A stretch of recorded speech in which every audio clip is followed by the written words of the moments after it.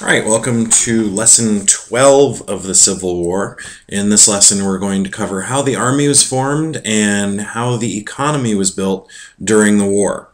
Now, essentially, the North had a greater number of people living within the boundaries of the northern states. And the South had a lot of slaves, 3.5 million slaves at the time of the Civil War, but not very many free whites. This is going to create a problem. And also, the industry that the North has is going to overpower the South. And so that's why we're going to talk about the economy. This is lesson 12, and this is on page 14 and 15 of the notes. So when we're talking about building the Northern Army, originally Lincoln only asks for volunteers for 90 days. And he feels like this is just going to be a show from the South. They're not going to have much of a chance to win. They don't have the industry. They don't have the population. They're just trying to make a point. And so after maybe a few battles, the South will come back to the Union. He pretty quickly realizes that he was wrong about that and that this war is going to drag on for a long time. And so he asks for 1 year and then longer terms for volunteers. Now, originally, a lot of people did volunteer for the Civil War. A lot of people in the northern states did volunteer to fight to preserve the Union. They didn't want to fight in order to free slaves. And so as long as the war wasn't about slavery, they were more than willing to join. Once we get into 1863, 2 years after the war has started, it begins to drag down, and you have fewer people who believe in the cause of bringing the Union together, and also Abraham Lincoln begins to make it more and more clear that the Union cannot come together again unless slavery is dealt with. And so we have fewer volunteers joining the Union Army, and so what Abraham Lincoln asks for is a conscription act. And conscription means to draft or to require military service. And so the Union begins to use a draft. This is the first time in our history that we will use a draft in order to supply troops for our military. The South initially also relied on a lot of volunteers, but as time dragged on, they had fewer people that could serve, fewer people that were willing to serve, and so they begin to draft men into their army as well in 1862, a year earlier than the Union.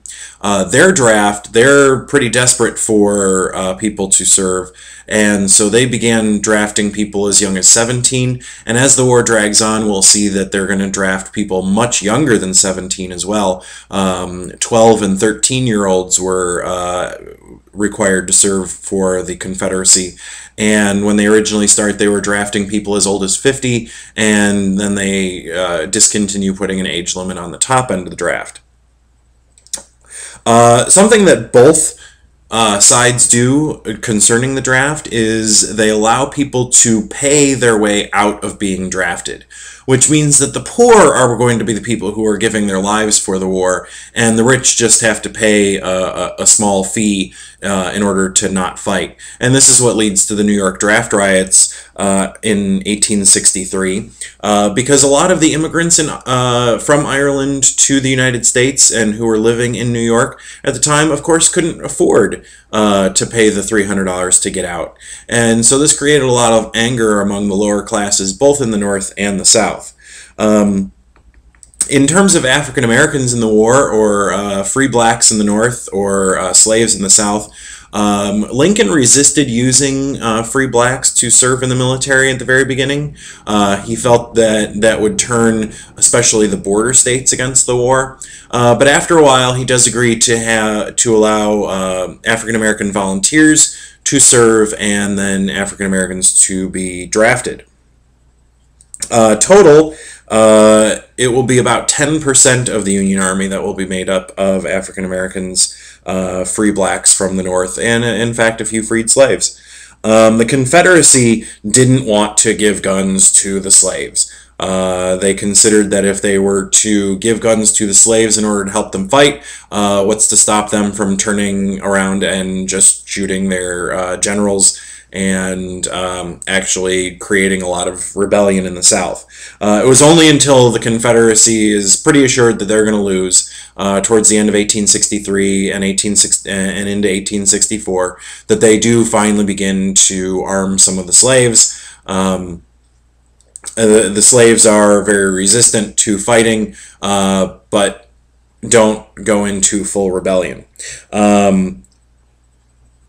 Now, in terms of raising money to pay all these soldiers and to pay for the industry, the North is going to have a great advantage in this. But the North actually does start taxing people's income for the first time during the Civil War. So this is the first income tax, and it actually paid for about 2/3 of the Union costs during the war. The U.S. government begins to issue what become known as greenbacks, which was a type of money that used green ink on the back of the money instead of using gold.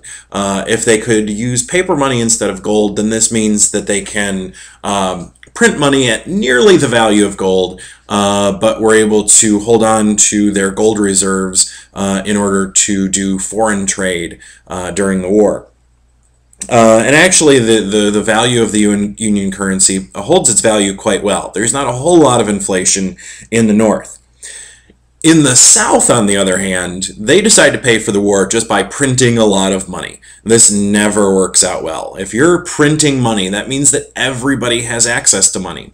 And if everybody has access to money, then that means that the value of money is decreased by quite a bit. And so by just printing money, it doesn't solve your problems. It allows you to pay your bills as long as the bills aren't tied to inflation. But it means that the common person who has $300 one day is not going to have the value of $300 the next day because they're just printing so much money. The Confederacy is cut off by the Union blockade, and so they're not able to get a whole lot of supplies through. The Union, on the other hand, is able to establish trade with foreign partners. Now, the industries that are built during the Civil War are going to be something that we're going to take a look at again in later chapters, because a lot of business owners are going to use the industry that is built up in the North during the war in order to make themselves rich after the war. And so we have the petroleum industry, the oil industry that starts in Pennsylvania in 1859 and starts also in western Ohio around that time. Petroleum is not going to be used as fuel, but it is going to be used in the machinery that's going to build the guns and the weapons. And so this industry takes off. We have sewing machines, which are a new invention, which are going to help the Union create clothing, create uniforms, create shoes very cheaply. And so all of those industries that begin to build up during the Civil War are going to continue, and we're going to use sewing machines in the homes. We're going to have the petroleum industry, which is going to supply other industries, and so they're going to build up quite a bit. Now, there are two laws that you need to take a look at. The Homestead Act of 1862 promised free land to anyone who would go out west to claim it. And a lot of people left and went to go out west, not only to claim the free land, but also to escape the draft. This creates a lot of expansion out west, but it also helps the Union maintain its economy, because it allows for more farmers, it allows for more machines to be built, it allows people to end their own poverty and really start something that they can build on. And since we're using an income tax to pay for the war, then we can tax those profits. The other thing is the Morrill Land Grant Act of 1862.